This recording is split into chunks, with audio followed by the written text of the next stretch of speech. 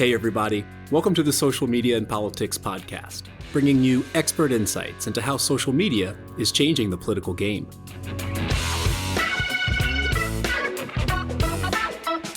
I'm your host, Michael Becerra, Assistant Professor of Communication and Media at Lund University.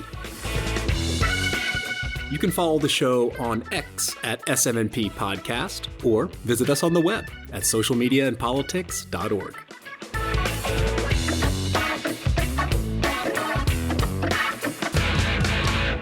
All right, y'all. Thanks so much for tuning in. This episode is going to be all about spaces and democracy, because democracy happens in spaces. If you think about a nation state, it has borders. It's a bounded community that is sustained over time, that gives rise to a sense of national consciousness. But at the same time, there's a lot of experimentation going on within this space. There's flows of immigration and immigration that make these borders a little more porous than a wall, for example. And so the question is, how can we design spaces, both in the real world, but also online, in ways that encourage the type of interactions and communities that exemplify what we would value as a democratic ideal? And my guest to discuss this is Dr. Jennifer Forestal. She is an assistant professor of political science at Loyola University Chicago and is the author of the book Designing for Democracy: How to Build Community in Digital Environments, published by Oxford University Press. And in this book, Dr. Forestal takes an architectural approach to democracy by thinking about how the structure of a space, or what she calls the built environment, affects our interactions with others and also our sense and attachment to communities, which will be affected by the extent to which this built environment is bounded, has clear boundaries, is sustained over time, and also flexible enough for experimentation and some input from users in designing that space. So these arguments apply both to offline spaces as well as online spaces, but of course we'll be sticking more on the social media platform arguments here.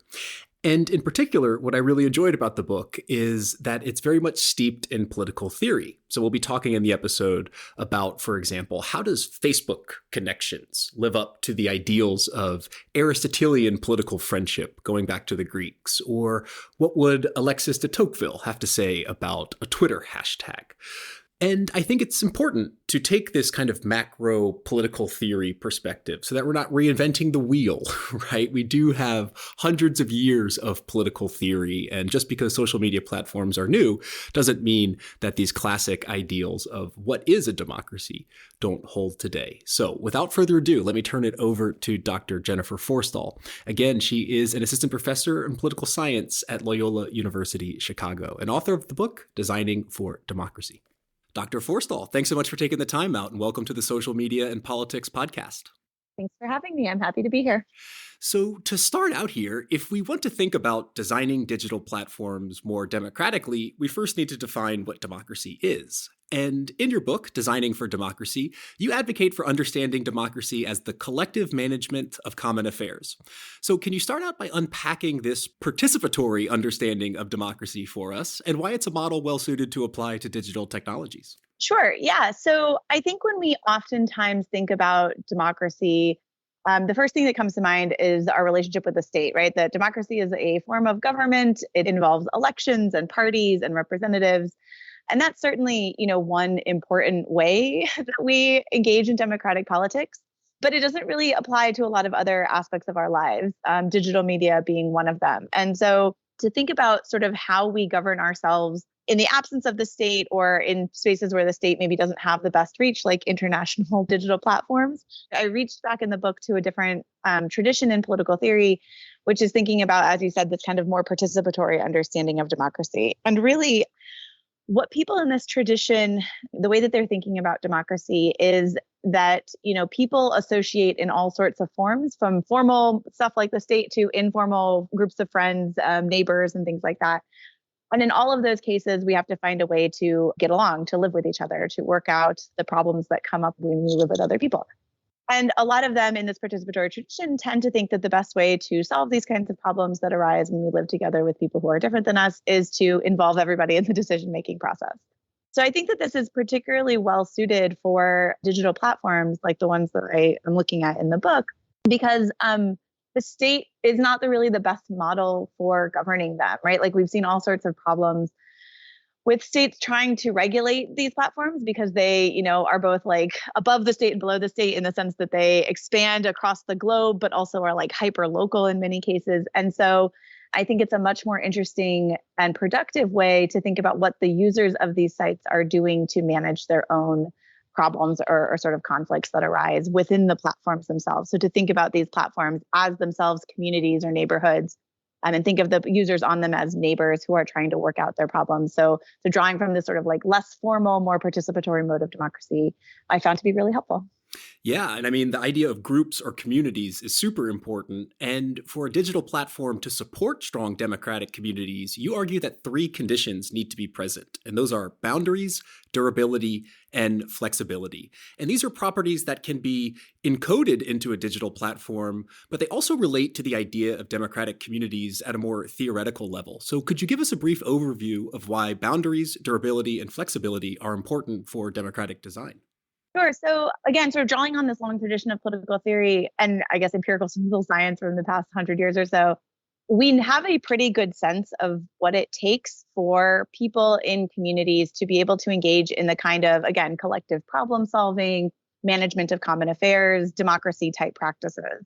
And so the first thing that we know that communities need to be able to do in order to govern themselves is to recognize that they are communities in the first place, right? Like you can't start understanding yourself as a member of a group that needs to solve problems together if you don't sort of recognize that there's a group that you're a member of. And so boundaries are one way architecturally, right? Like in the built environment that sort of help us as individual people turn our attention to the things that we share with other people. And so throughout the book, I sort of take a architectural approach to thinking about the psychological and sort of relationship requirements of democracy. And so if we know that we need to recognize ourselves as members of communities in order to engage in democratic politics along with those people, one of the things that we need to do is we can get help from the built environment to help us facilitate this kind of recognition. And so the dynamics here are pretty intuitive. We just don't tend to think about them.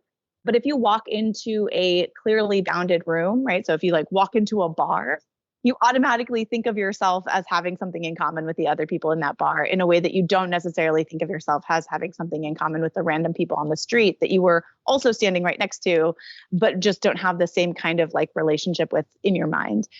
The reason for this, right, is because boundaries sort of call our attention to the people within it. And so when we are living in bounded spaces, so again, clearly defined neighborhoods, the boundaries of a college campus, the boundaries of a city in the physical world, these things all help us to come to identify ourselves as a member of a group. That's sort of first step in creating a democratic community. The second thing, though, that we know that democratic communities require is the ability to sort of stick around for the long term. So you can't do democratic politics, which requires sort of repetition and a long-term sort of view of things, if the community sort of gets together and disbands very quickly or in a kind of irregular way. We also know that these boundaries, for them to have this kind of effect, need to also be pretty durable.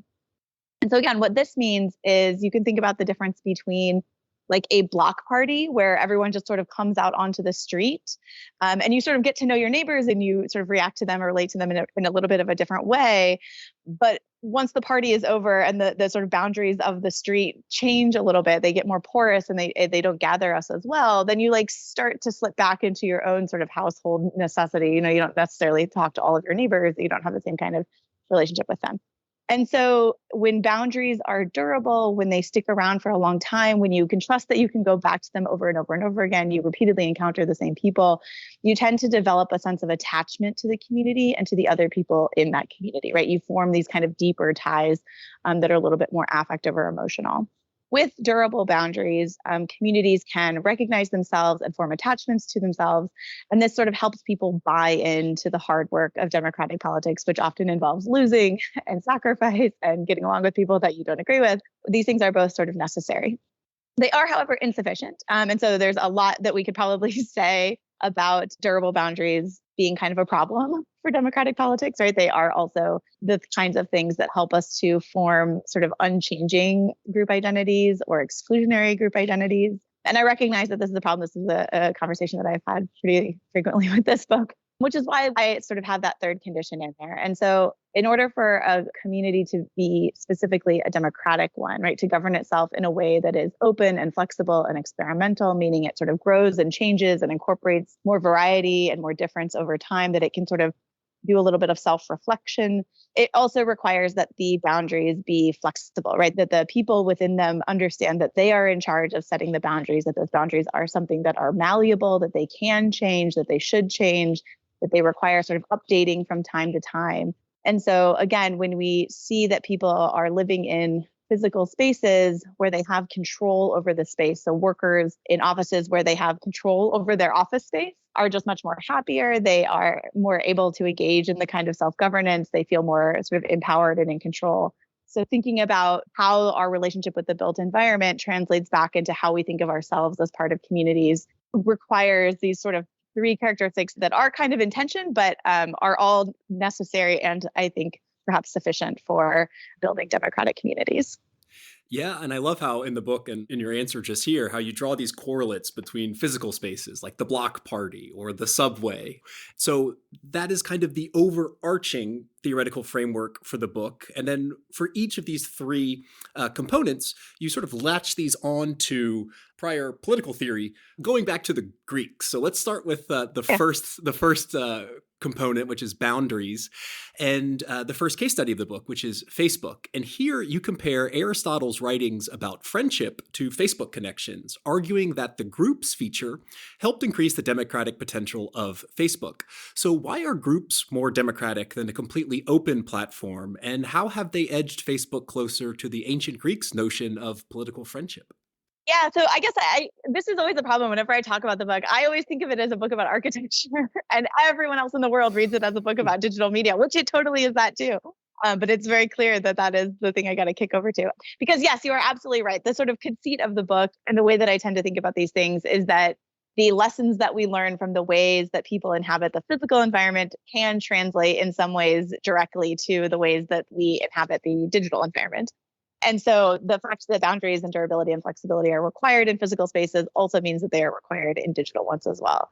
So I start, like you said, with the book sort of thinking about the example of boundaries and Facebook.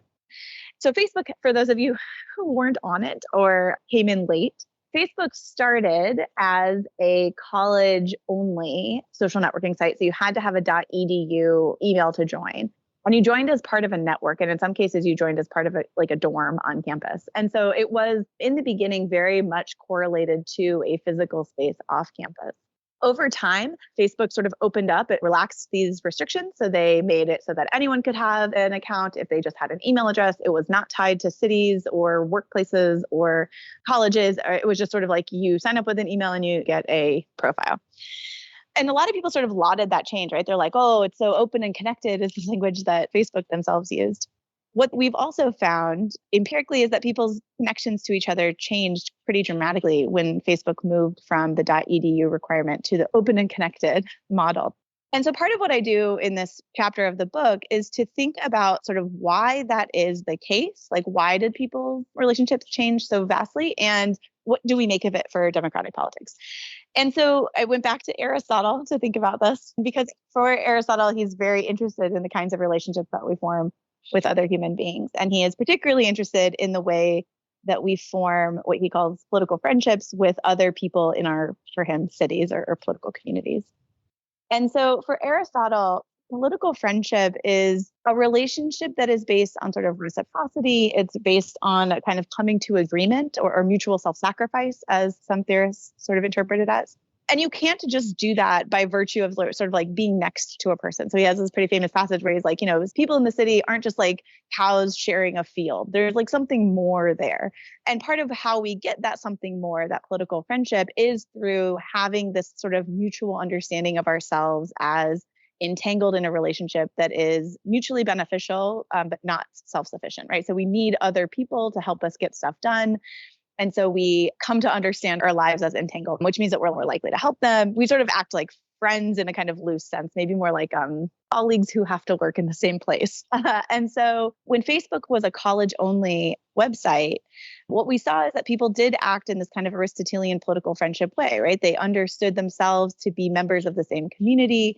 They were much more likely to form thicker ties with other users that they encountered, even if they never encountered them on the college campus. They felt like they had something in common. They were much more likely to engage in this kind of sacrifice of mutual obligation or aid and things like that. When Facebook moved to this like much more open thing, it became much less collectivistic. It became much more individualistic. The whole platform began to be designed around you as an individual. And as a result, people just kind of formed much weaker attachments with the other users that they encountered on the platform. So they were either mimicking, again, their like very intimate personal relations. So like you would just friend your grandmother or something on Facebook, or you would just form these connections that aren't really as meaningful, that didn't really shape your behavior.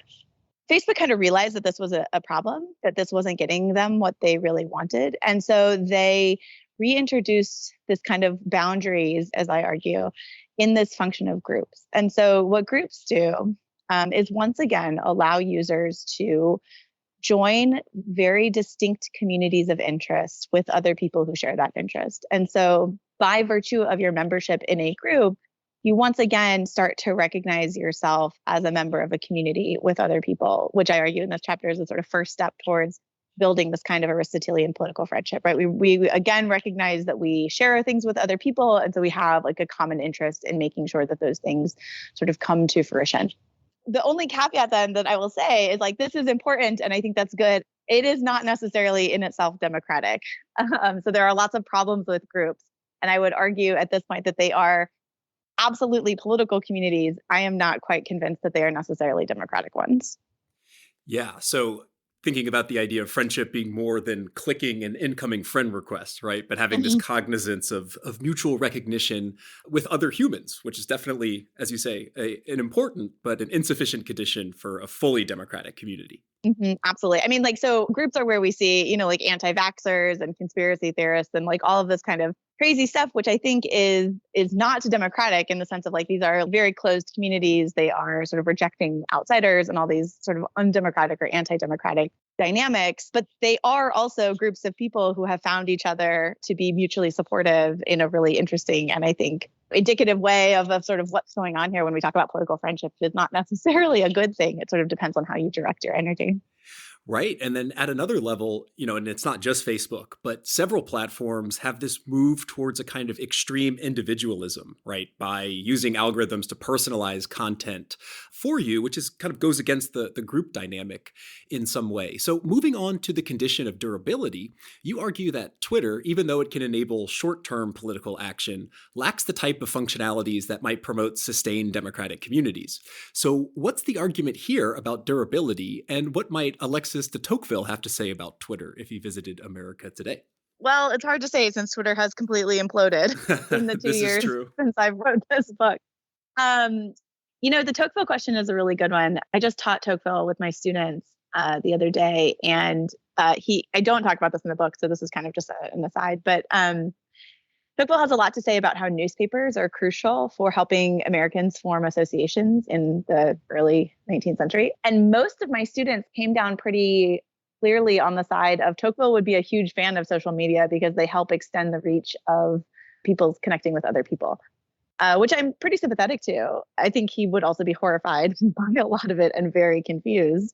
But to answer the real question here about sort of how I thought about Twitter in 2020 is that where we see on Facebook the example of how the imposition of boundaries or the taking away of boundaries can shape the way that people think of themselves as interacting with a platform as a member of a group. What Twitter really illustrates for us, I think very clearly, is the way that those communities or those boundaries have to be durable in order to have sustainable political communities.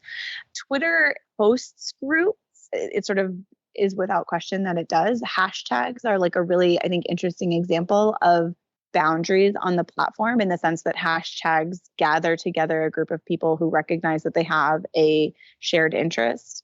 And yet hashtags have a pretty short shelf life. They don't last for very long. And even if the hashtag itself does, like if you could sort of click into a quote unquote old hashtag, it won't be very active, right? Like people won't be returning to that space over and over and over again.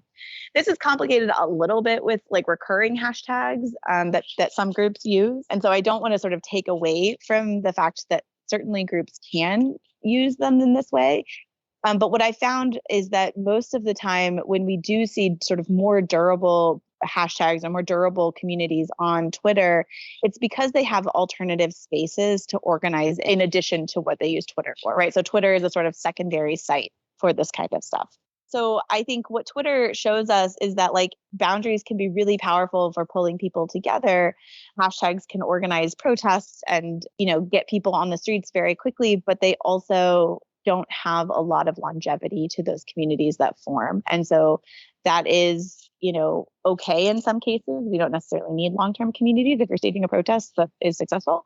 But it does have some drawbacks if we're thinking about building, again, sort of sustainable democratic communities in these spaces. Yeah, and it's interesting. And I know you talk about connective action in the book as well. And this is the idea that, this personalization of protest, for example, by saying, I am the 99%, or I'm part of this Occupy Wall Street movement. In a sense, that was sort of praised as a way to sort of personalize identities into the democratic process. But at the same time, I think with your argument, it's quite interesting to think about maybe what are the disadvantages of this personalization.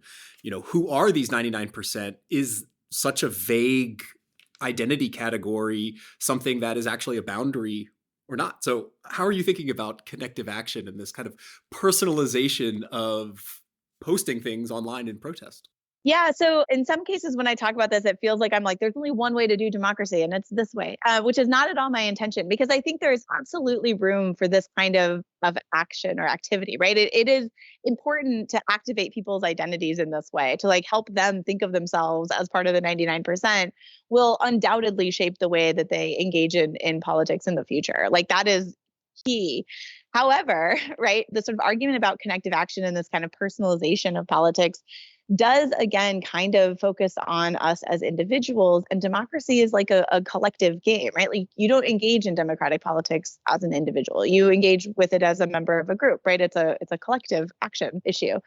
And so what I found it to be really interesting, and this goes back to sort of what Tocqueville would say, is that if you look at Tocqueville writing in 1835 and 1840, he notices the exact same trend, right? He's like, this idea that people will sort of retreat into their own lives and interests. They'll only come out and sort of get involved when they see how it directly affects them.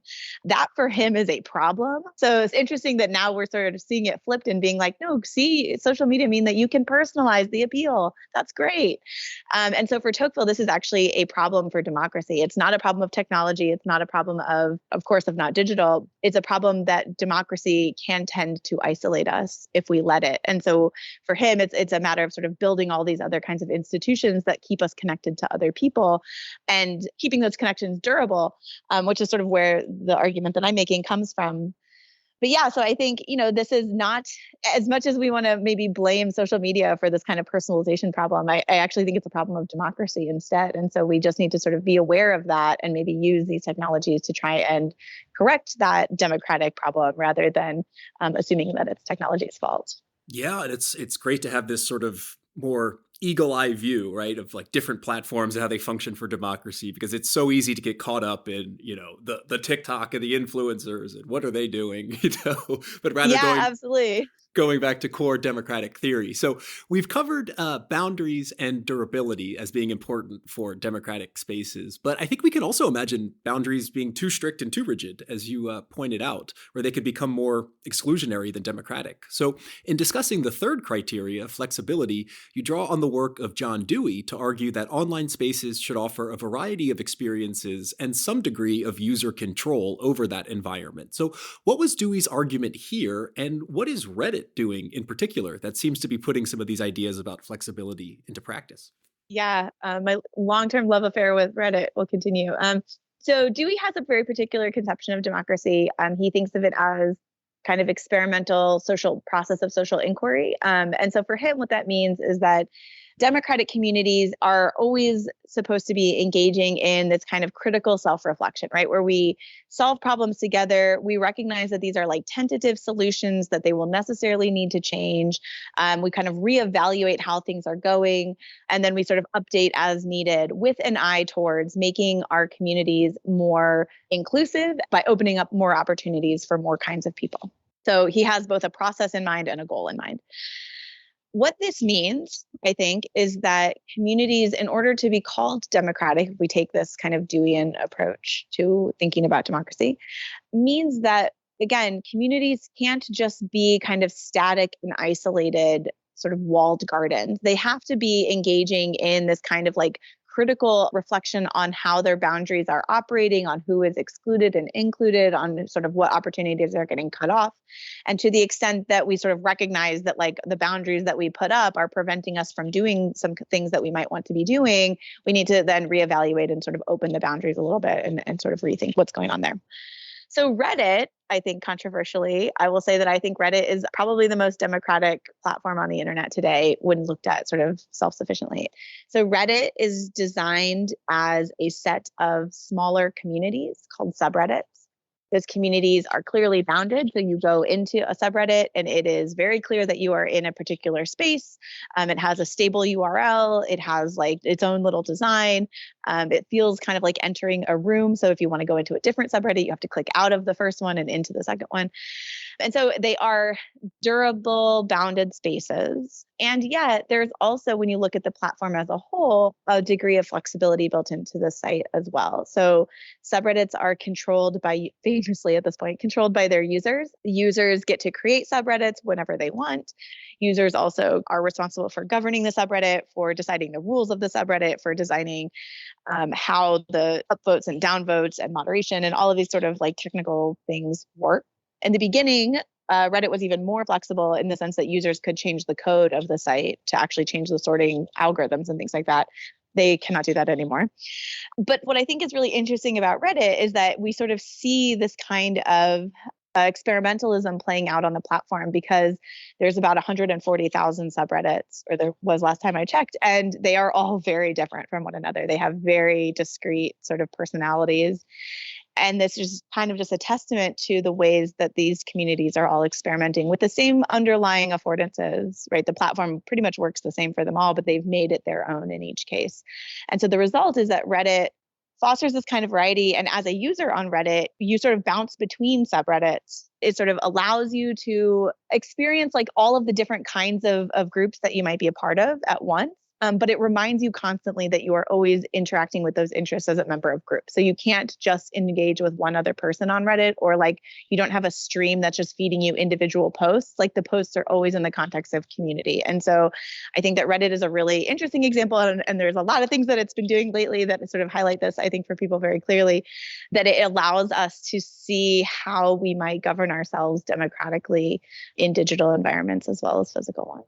Yeah, and I think what was particularly convincing about your argument here was about how the sort of front page is laid out to users. Can you go into a bit how when a user goes to the sort of landing page of Reddit on a desktop, how that's different from this type of, extremely personalized content we get on TikTok or Facebook? Yeah, totally. So when you log into any of these platforms, you are presented with your sort of feed that is like giving you the content that you want based on the interest that you have sort of given the platform. That is true on Reddit as well. But if you think about Facebook or Twitter, or as I understand TikTok, though I have not on that one myself, what these algorithms are all giving you content that has been specifically tailored for you and is from individual other users, right? So it's like I have curated this like list of individual posts for you to see. I, as the person logging in, have no idea who else is seeing that content. Like I don't have a good sense of like who else has sort of opted in to these interests. And that is totally different than it is on Reddit. So when you log into Reddit, you still have an algorithmically generated feed. So it's not necessarily the algorithm that's the problem. But the way that Reddit is laid out, you see content as coming from communities. And the user that posted the content or the post is like much less prominently displayed in the feed. And so what it looks like instead is, you as a user are presented with a bunch of things that the communities that you are a part of have chosen to sort of upvote into your feed.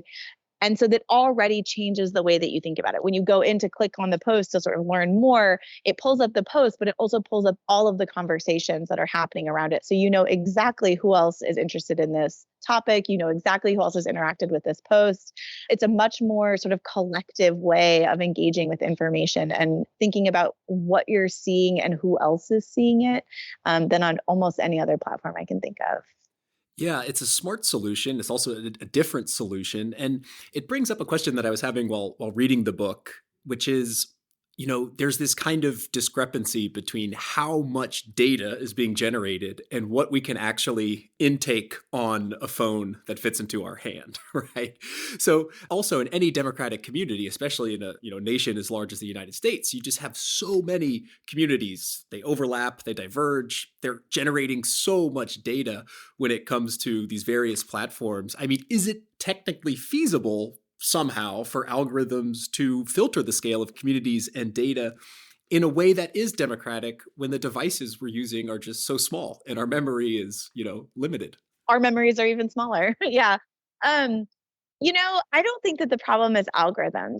Charlton Gillespie has a really good book called The Custodians of the Internet, where he basically argues like algorithmic sorting is the service that these platforms provide us, right? Like it is sort of filtering through all of this content in order to get the stuff that we are most interested in. So I think, no, we're never going to be able to see everything. And the question of how to do it democratically is, I think, how to ensure that the content that we're seeing and the ways that we're sorting it, again, remains in our control as we understand ourselves to be with other people in spaces with other people. What's interesting to me, I think, when you compare the three platforms that I'm looking at in this book, Facebook, Twitter, and Reddit, is that of the three, all of them have people who have been upset historically with the way that the platform sorts their information or shares their information. Of the three of them, Reddit is the only one where we see multiple instances of collective action on the part of the users themselves, standing up to the administrators to talk about sort of what they don't like about the change and how they want to do it differently. Right. And so there is something about the way that Reddit cultivates this kind of identity, this kind of community sense, this kind of collective action or empowerment that makes them feel as if they have control over, or they should have control over the ways that information is presented to them, over the way that their data is shared, over the way that the experience that they have on Reddit is something that they should have a voice in sort of controlling. And so to me, like that's a much more sort of interesting and I think really exciting way to think about democratic governance of these kinds of platforms. And like you said, all of the data that they generate, but also all of the decisions that they make about how to sort of sort and present that data to us. So the most recent Reddit protests where like 9,000 subreddits went dark was actually over this question of data and who can control it. And Reddit wants to monetize the data and shut off access for third-party apps to access Reddit data. And the Reddit users are really upset about that because that's how many of them interact with Reddit is through these third-party apps. And they're like, we should have the right to do this. Like this is our data. This is how we want to experience the platform. And so the fact that this conversation is happening at all and that it is a kind of back and forth is a signal to me that like something really cool is happening here. Yeah, and so I mean, part of it is the Reddit user, right, Mm-hmm. who tends to skew kind of white, middle-aged, highly educated, right? So there's maybe those sort of social factors going on, but then there's also the element of the built environment, how that kind of shapes our perceptions, and then there's also this kind of general collaborative effort, right? Which is kind of this democratic principle you were talking about before of working together. And you discuss this in the book as well. And I'm curious to get your thoughts about it, which is like just the normative question. Like, is this just too rosy a picture of democracy that we all get together and we all sort of call upon platforms to become more democratic and responsive to our needs and then put aside group conflict and work together? I mean, how do you Yeah. sort of address that normative question of like, is this just too high a bar for humans such as us to collectively enact? Yeah, I mean, I have been tagged as an optimist. So I will just sort of own that. Like, yes, this is a very optimistic picture of the way it works. That said, I mean, I think we see examples of people doing this all the time, right? Like we see people figuring out how to live with other people and how to adjudicate conflict in a way that is maybe not peaceful or like happy, but like at least isn't sort of violent and producing more conflict. Like people can live with people that they don't like in a way that like works for them both, even if it's not like ideal. So one answer is just like, yes, I think it's possible. We just need to like sort of get some things right first.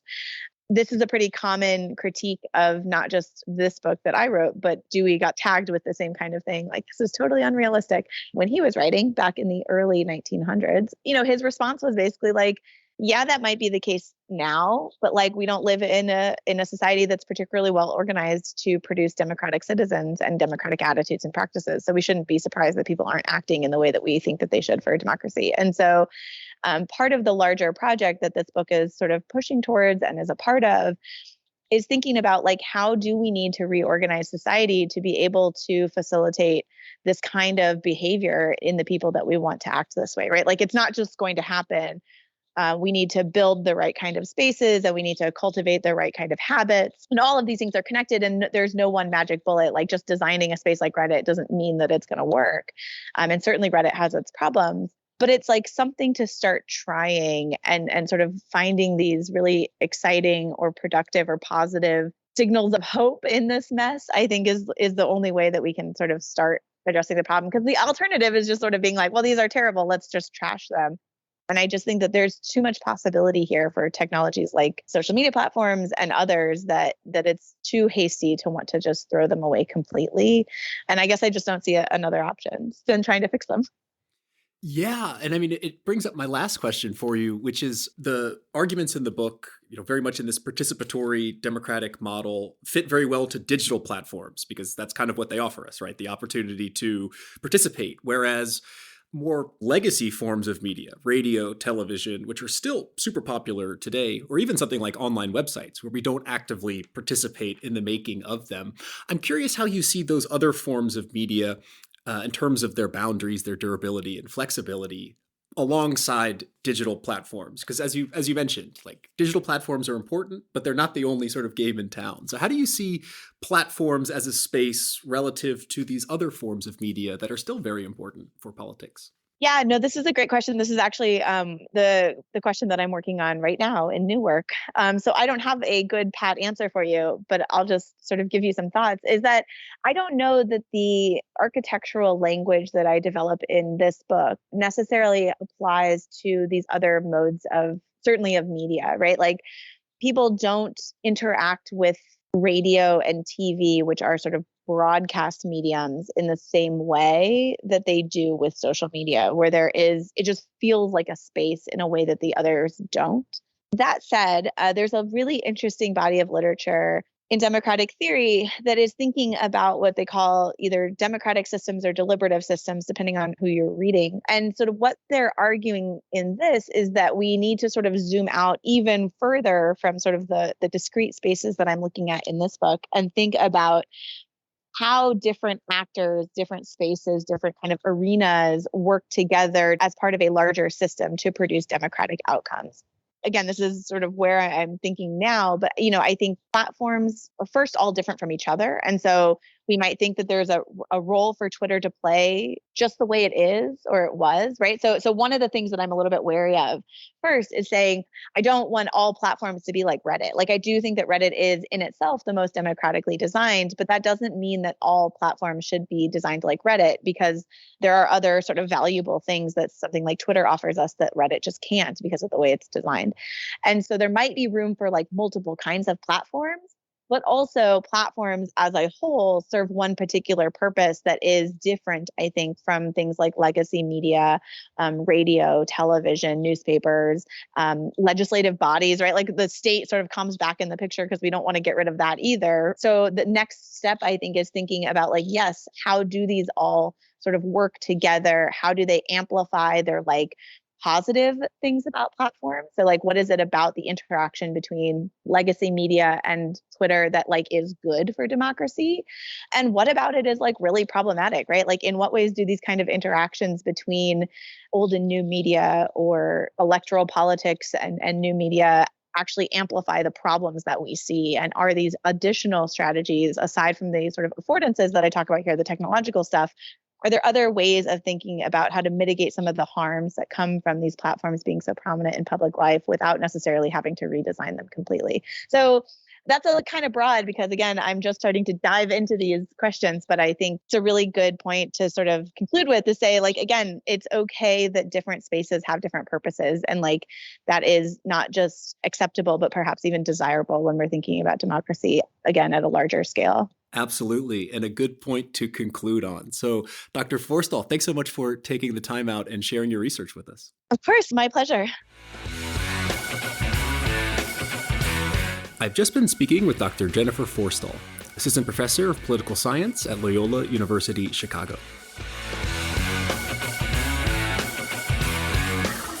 And that's a wrap for this episode of the Social Media and Politics podcast. Thank you so much for tuning in.